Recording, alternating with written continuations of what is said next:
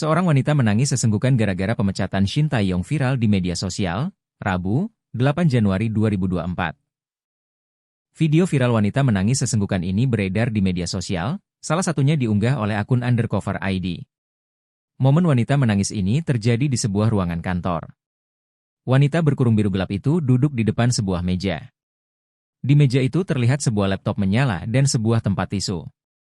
Sambil mengusap air matanya menggunakan tisu, wanita itu terus menangis sesenggukan.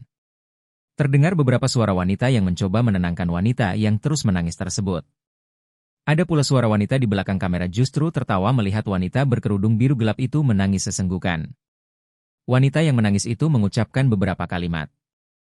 Namun kalimat ucapannya tidak jelas karena dikatakan ketika dia terus menangis sesenggukan. Video di medsos ini ramai direspon netizen dan di antara mereka ada pula yang mengalami kejadian serupa.